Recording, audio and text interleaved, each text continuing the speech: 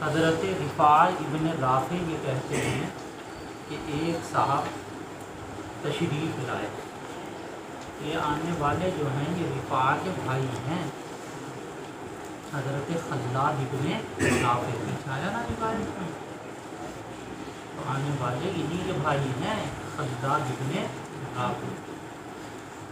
اور انہوں نے نماز پڑھی اور پھر آپ کی خدمت میں تشریف لائے اور نبی پاک علیہ الصلوۃ والتسلیم کو سلام کیا. آپ نے فرمایا کہ اپنی نماز لوٹا دو، بلا شبہ تم نے نماز نہیں پڑھی.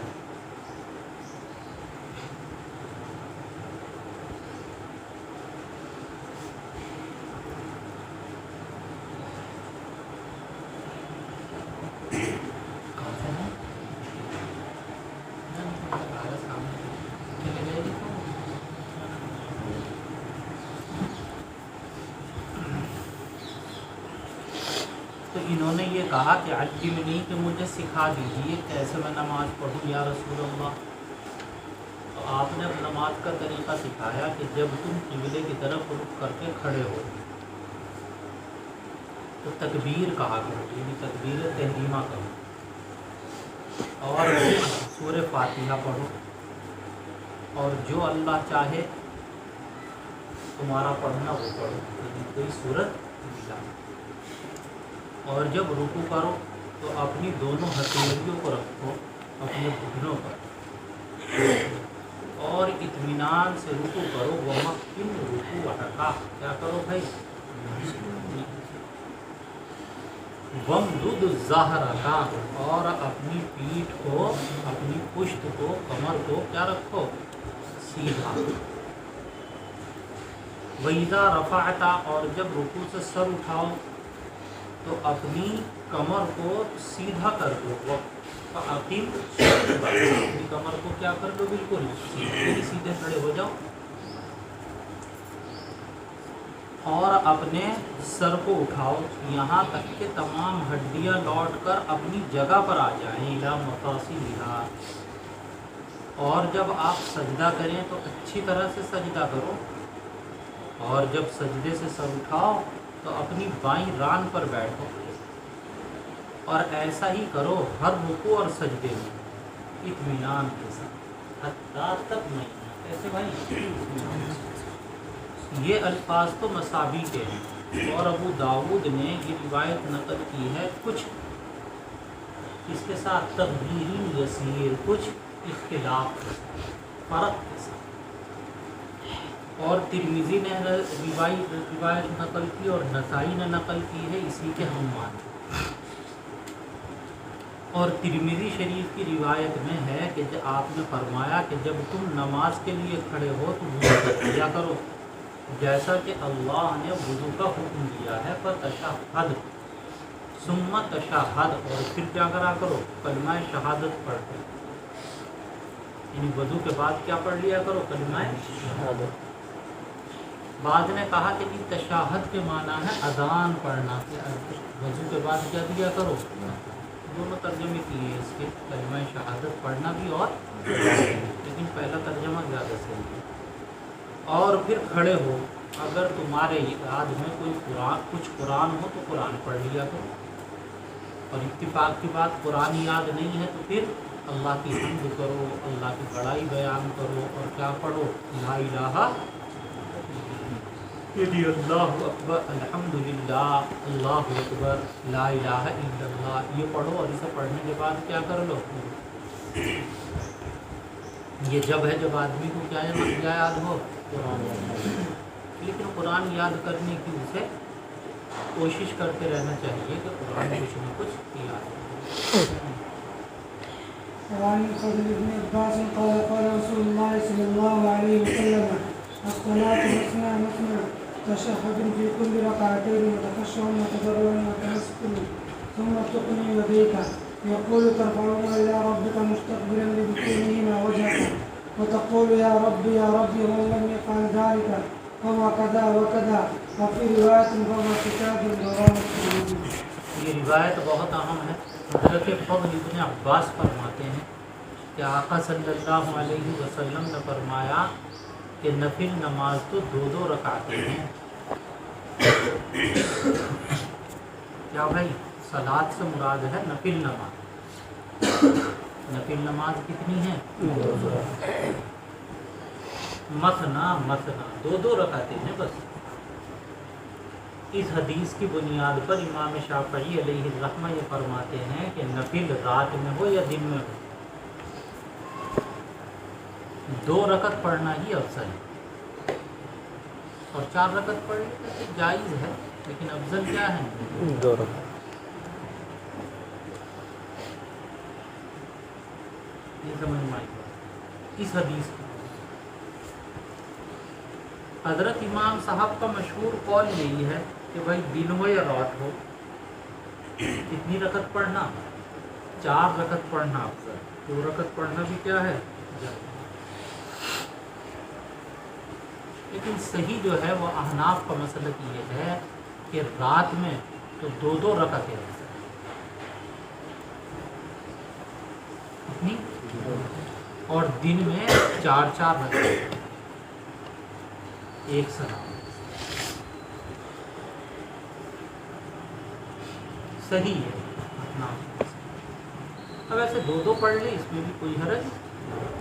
تہجد میں 2 کر کے پڑھ لے وہ بھی جائز ہے. 4 پڑھ لے ایک سلام کے ساتھ. تشہد اور ہر 2 رکعت میں کیا کرنا ہے بھائی؟ التحیات پڑھنا ہے. تشہد کے معنی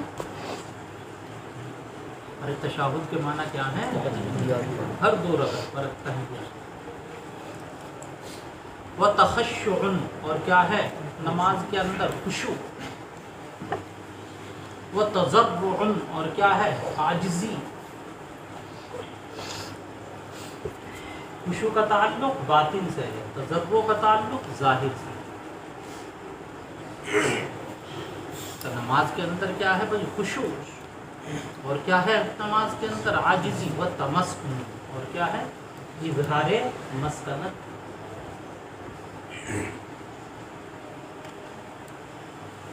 یہ ہے نماز کی اصل غرور نہیں، بڑائی نہیں، بلکہ کیا ہے اصل؟ خشوع، تضرع. اصل تو تضرع کے معنی کیوں گرانے کے آتے ہیں، مراد کیا ہے؟ وہ یہ عاجزی. اور تمسکن کے معنی اظہار مسکنت.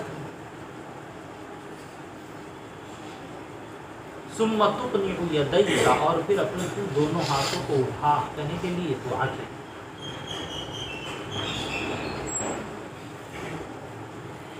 وہ یقول یہ کس نے کہا؟ حدیث کے راوی. کون ہے وہ حدیث کے راوی؟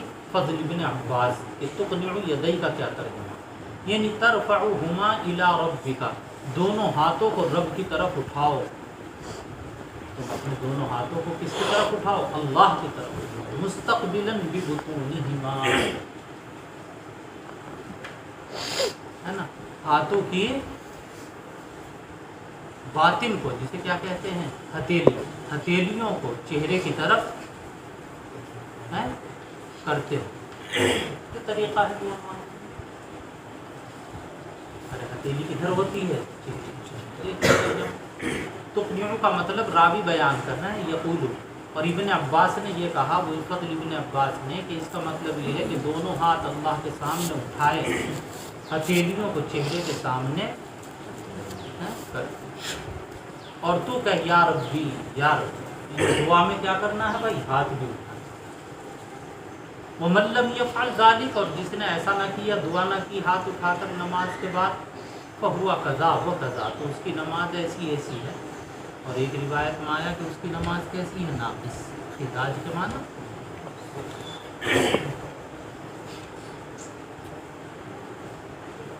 تو یہ آیا کہ نماز کے بعد کیا ثابت ہے بھائی؟ ہاتھ اٹھا کر. تو دعا مانگنا بھی ہے اور ہاتھ اٹھانا بھی ہے. کس کے بعد؟ نماز.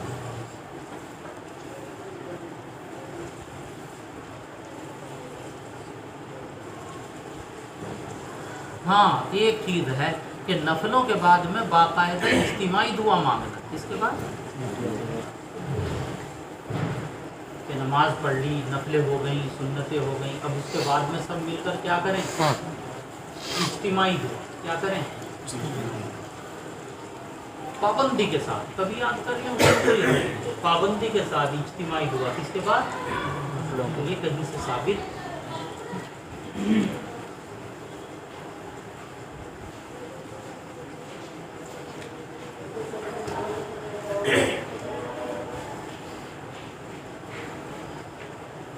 اور فرض نماز کے بعد دعا مانگنا اجتماعی وہ ثابت، اور دعا کے اندر ہاتھ اٹھانا یہ بھی کیا ہے بھائی آگے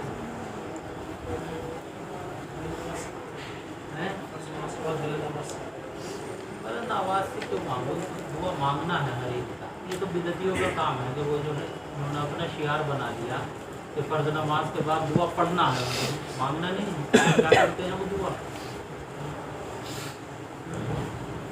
الفصل الثالث عن سعيد بن الحارث بن المعلى قال صلى لنا ابو سعيد الخدري وجهر بالتكبير حين رفع راسه للسجود وحين سجد وحين رفع من الركعتين وقال هكذا رايت النبي صلى الله عليه وسلم رواه البخاري.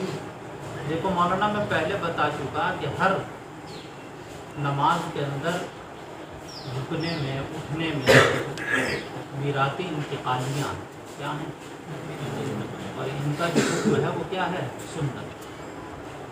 حضرت سعید ابن الحارث ابن المعلى کہتے ہیں کہ ہمیں ابو سعید خدری رضی اللہ تعالی عنہ نے نماز پڑھائی اور تکبیرات زور سے کہیں، جہر بالتکبیر، تکبیرات کیسے کہیں بھائی، اور طریقہ بھی یہی ہے کہ اگر امام نماز پڑھائے گا تو تکبیر کیسے کہے گا جہر. کب کہیں جب اپنے سر کو اٹھایا سجدے سے اور جب سجدہ کیا اور جب 2 رکعت کے بعد کھڑے ہوئے. کتنے مقام ذکر کیے انہوں نے؟ 3. کون کون سے؟ سجدے سے سر اٹھایا، سجدہ کیا، 2 رکعتوں کے بعد کھڑے ہوئے تو زور سے تکبیر کہی اور یہ کہا کہ میں نے نبی پاک علیہ الصلوۃ والتسلیم کو ایسے ہی کرتے ہوئے دیکھا. بھائی تکبیرات انتقالیہ انہی 3 مقام پر تو نہیں ہے، اس کے علاوہ اور بھی مقام پر. راوی نے ان 3 کا ذکر جو کیا ہے اس کی وجہ کیا ہے؟ اس کو سمجھ لو کہ بنو امیہ کا جو دور تھا نا، اس کے کچھ حاکموں نے تکبیرات انتقالیہ میں سستی شروع کر دی، آہستہ کہتے تھے زور سے، خاص طور سے ان 3 مقام پر. کہاں؟ ایک تو سجدے سے اٹھتے ہوئے، دوسرے سجدے میں جاتے ہوئے اور تیسرے 2 رکعت کے یہاں تکبیر نہیں کہتے. تو حضرت ابو سعید خدری نے جب نماز پڑھائی تو ان 3 جگہ بھی کیا کہی، اس لیے راوی نے کیا کیا اس کو ذکر کیا. ورنہ عجیب سا لگ رہا ہوگا کہ 3 ہی جگہ ذکر. آگے سمجھ میں بات. وعن عكرمة قال صليت خلف شيخ بمكة فكبر 22 تكبيرة فقلت لابن عباس انه احمق فقال ثقلتك امك سنة ابي القاسم صلى الله عليه وسلم ایک آیا کر بھائی اچھی طریقے سے، ایک تو وقت کم ہے تو اس میں اس سے پڑھتا ہے. حضرت عکرمہ فرماتے ہیں کہ میں نے مکہ معظمہ میں ایک شیخ کے پیچھے نماز پڑھی، بوڑھے کے پیچھے. ان بوڑھے سے مراد ہے حضرت ابو ہریرہ رضی اللہ عنہ، اور مراد ہے شیخ سے. تو انہوں نے 22 تکبیریں کہیں. 4 رکعت میں کتنی تکبیریں ہیں؟ 22. ہر رکعت میں کتنی ہیں؟ 5 ہیں. نہیں، ایک رکوع میں جاتے ہوئے، رکوع سے اٹھتے ہوئے تو تکبیر نہیں ہے، وہ تو تسمیہ ہے، سمیع اللہ لمن. رکوع میں جاتے ہوئے، دوسرے سجدے میں جاتے ہوئے، تیسرے سجدے سے اٹھتے ہوئے، چوتھے پھر سجدے میں جاتے ہوئے، 5ویں پھر. ایک رکعت میں کتنی ہو گئی؟ 5. تو 4 میں کتنی ہو گئی؟ 20 ہو گئی.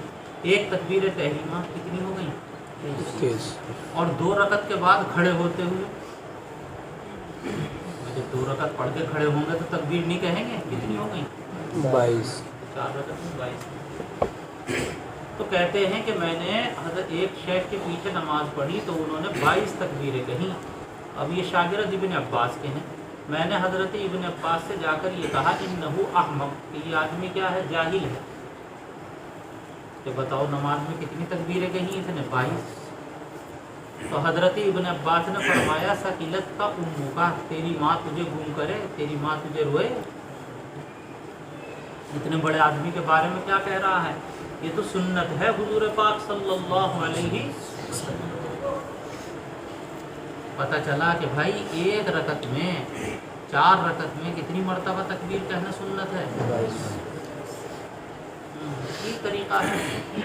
उस ज़माने में असल में बनु उमय्या के लोगों ने तकबीरात इंतकालिया में क्या शुरू कर दी थी?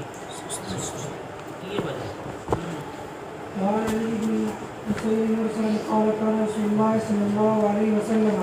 يكبر في الصلاة كلما خفض ورفع فلم تكن تلك صلاته صلى الله عليه وسلم حتى لقي الله تعالى. رواه مسلم. حضرت علی ابن حسین مرسلن نقل کرتے ہیں، وہ امام زین العابدین جنہیں کہتے ہیں، کیا کہتے ہیں کہ آقا صلی اللہ علیہ وسلم نماز کے اندر تکبیر کہا کرتے تھے ہر جھکنے پر اور کیا ہونے پر بھائی؟ اٹھنے پر. لما خفض و رفع، اس پر جھکنے پر اور یہی ایسے ہی آپ کی نماز رہی وفات تک، حتی لقیہ، وفات تک آپ کی نماز. پڑھیے. وعن علقمة قال لنا ابن مسعود قال لنا ابن مسعود ألا أصلي بكم صلاة رسول الله صلى الله عليه وسلم صلاة رسول الله صلى الله عليه وسلم فصلى ولم يرفع يديه إلا مرة واحدة مع تكبير الافتتاح. رواه الترمذي وأبو داود والنسائي. وقال أبو داود ليس هو بصحيح على هذا المعنى. حضرت علقمہ یہ مشہور تابعی ہیں، وہ کہتے ہیں کہ ہم سے ابن مسعود رضی اللہ تعالی عنہ نے فرمایا الا سنو، میں تم کو رسول پاک صلی اللہ علیہ وآلہ وسلم جیسی نماز پڑھ کے دکھاتا ہوں. میں تمہیں نماز پڑھاتا ہوں رسول پاک صلی اللہ علیہ وسلم کی نماز کی طرح. کیا کرا انہوں نے؟ تو کہہ رہے ہیں کہ انہوں نے رفع یدین نہیں کیا مگر کتنی مرتبہ بھائی؟ ایک. کس کے ساتھ؟ تکبیر تحریمہ کے ساتھ. تکبیر افتتاح کا کیا مطلب ہے؟ یہی احناف کا اس پر عمل ہے کہ وہ رفع یدین کتنی مرتبہ کرتے ہیں کل نماز میں؟ ایک مرتبہ. ارے کچھ آگے یہ عقل میں بات، کتنی مرتبہ کرتے ہیں بھائی پوری نماز میں رفع یدین؟ ایک مرتبہ.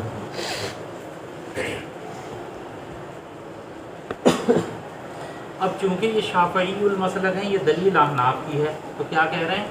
یہ کہہ رہے ہیں کہ اس روایت کو ترمذی، ابو داؤد اور نسائی نے ذکر کیا، اور ابو داؤد نے یہ کہا ہے کہ یہ روایت صحیح نہیں ہے اس معنی میں. یہ روایت صحیح نہیں ہے.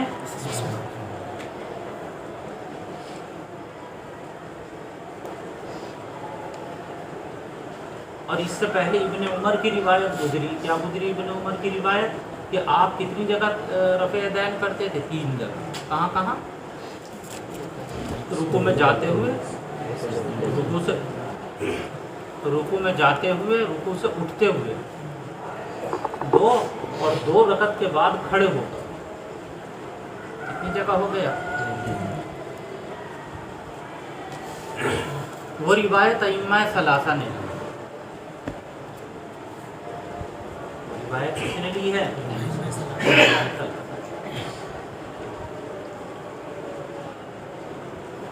وہ یہ کہتے ہیں کہ نماز کے اندر 3 جگہ رفع یدین. کتنی جگہ؟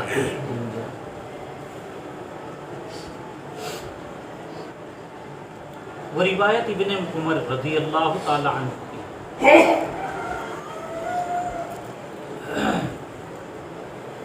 حالانکہ روایتیں صرف یہی نہیں ہیں، روایتیں اس کے علاوہ بھی ہیں. بعض روایتیں میں آیا کہ آپ دونوں سجدوں کے درمیان میں بھی کیا کیا کرتے تھے؟ رفع یدین. کتنی جگہ ہو گئے آپ؟ 4 جگہ.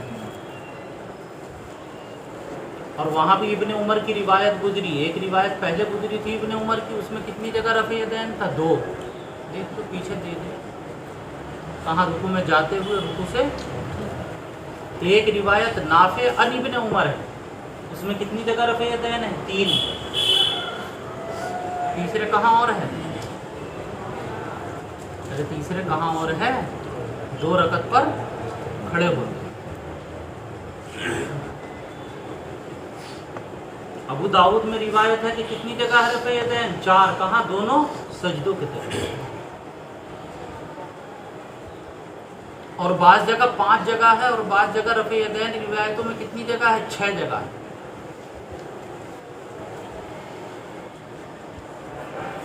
نہیں آ رہی ہے. اصل ہوا کیا؟ ہوا یہ کہ پہلے جو تھا رفع یدین اتنا ہی تھا, پھر بعد میں کیا ہوا؟ منسوخ. اور منسوخ ہوتے ہوتے آخری عمر میں نبی پاک علیہ الصلوۃ والتسلیم نے کتنی جگہ رفع یدین کرنا شروع کر دیا تھا؟ بس.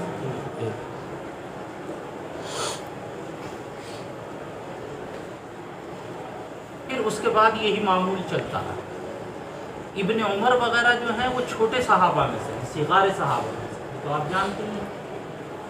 جب ان کا دور آیا تو انہوں نے کہا بھائی یہ تو بڑا غلط بات ہے, سارے لوگ صرف ایک ہی جگہ رفع یدین کرتے ہیں. حالانکہ ہم نے تو نبی پاک علیہ الصلوۃ والتسلیم کو اس کے علاوہ بھی کیا کرتے ہوئے دیکھا ہے. تو انہوں نے پھر کیا کرنا شروع کر دیا تھا. آدھی جگہ نہیں پاتا. لیکن یہ کوئی اختلاف اس کا نہیں ہے حرام اور حلال کا, صرف کس کا ہے؟ افضل اور غیر. وعن ابي حميد الساعدي قال كان رسول الله صلى الله عليه وسلم اذا قام الى الصلاه استقبل القبله ورفع يديه وقال الله اكبر. رواه ابن ماجه. ابو حمید الساعدی کہتے ہیں کہ نبی پاک صلی اللہ علیہ وسلم جب نماز کے لیے کھڑے ہوتے تو قبلے کی طرف رخ کر کے اپنے دونوں ہاتھوں کو اٹھاتے, یعنی رفع یدین کرتے, اور کیا کہتے بھائی؟ اللہ. تکبیر تحریمہ, اس میں تو رفع یدین ثابت. وعن ابي هريره قال صلى بنا رسول الله صلى الله عليه وسلم الظهر وفي مؤخر الصفوف رجل فأساء الصلاة فلما سلم ناداه رسول الله صلى الله عليه وسلم يا فلان ألا تتق الله ألا ترى كيف تصلي أنكم ترون أنه يخفي علي شيء مما تصنعون والله إني لأرى من خلفي كما أرى من بين يدي. رواہ احمد. حضرت ابو ہریرہ فرماتے ہیں کہ ہمیں آقا صلی اللہ علیہ وسلم نے ظہر کی نماز پڑھائی, اور آخری صف میں ایک صاحب تھے جنہوں نے نماز کے اندر غلطی کی. اساء الصلاۃ, نماز میں کیا کی انہوں نے؟ آخری صف میں کھڑے تھے, انہوں نے کوئی غلطی کی. فلما سلم, جب آپ نے سلام پھیرا تو آقا علیہ الصلوۃ والتسلیم نے ان صاحب کو پکار کر کہا کہ اے فلاں الا تتق اللہ, کیا تو اللہ سے نہیں ڈرتا؟ اتقا یتقی کے معنی کہیں کیا آتے ہیں بھائی؟ بچنے کے. کیا تو اللہ سے نہیں ڈرتا ہے؟ الا ترى کیف تصلی, کیا تو نے نہیں غور کیا کہ کیسے نماز پڑھتے ہو تم؟ اللہ تعالیٰ, کیا تم نہیں دیکھتے کیسے نماز پڑھتے ہو؟ انکم ترون انہ یخفی علی شیء مما تصنعون. ترون کا ترجمہ ہے تظنون, کیا تم یہ سمجھتے ہو کہ تمہارے اعمال میرے اوپر پوشیدہ رہتے ہیں, کہ میرے اوپر چھپی رہتی ہیں وہ چیزیں جو تم کرتے ہو, تمہارے کام میرے اوپر پوشیدہ چھپے رہتے ہیں, تم یہ سمجھتے ہو؟ نہیں آ رہا ترجمہ سمجھ میں؟ اگر دیکھ رہے ہو ترونا کا کیا ترجمہ سمجھنا, تم یہ سمجھتے ہو کہ تمہارے کام تمہارے اعمال میرے اوپر چھپے رہتے ہیں, پوشیدہ رہتے ہیں. ایسا نہیں ہے. واللہ, اللہ کی قسم, انی لأرا من خلفی، میں اپنے پیچھے بھی ایسے ہی دیکھتا ہوں جیسا کہ اپنے سامنے۔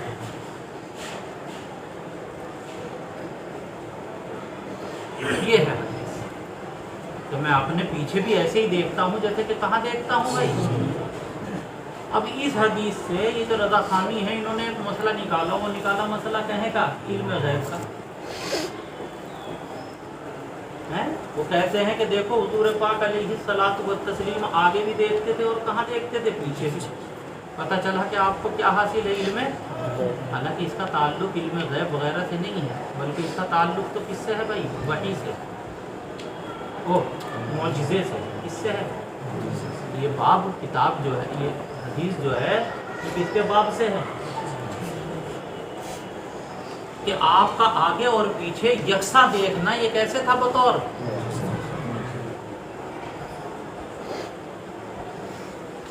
اور یہ حالت مستمرہ نہیں تھی، کیا نہیں تھی یہ؟ ہاں، ہمیشہ ایسا نہیں، بلکہ نماز کے اندر جب آپ کا کنیکشن وہی سے جڑ جاتا تھا تو آپ آگے اور پیچھے یکساں دیکھتے تھے۔ کب؟ جب کس سے کنیکشن جڑ جاتا تھا۔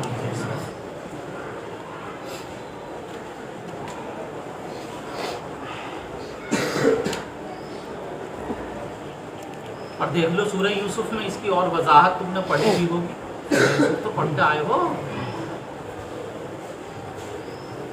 کنعان کے کنویں میں یوسف پڑھے رہے تو یعقوب علیہ السلام کو علم، اور مصر سے چلا کیا بھائی پیراہن، تو پتہ چل گیا کہ مجھے یوسف کی خوشبو آ رہی ہے۔ وجہ کیا ہے بھائی؟ فرق کیا ہے؟ فرق یہ ہے کہ اس وقت وحی کا کنیکشن جڑا ہوا نہیں تھا، اس وقت پتہ چلا کہ یہ حالت، یہ کیا ہے بھائی؟ حالت مستمرہ، دائمی حالت۔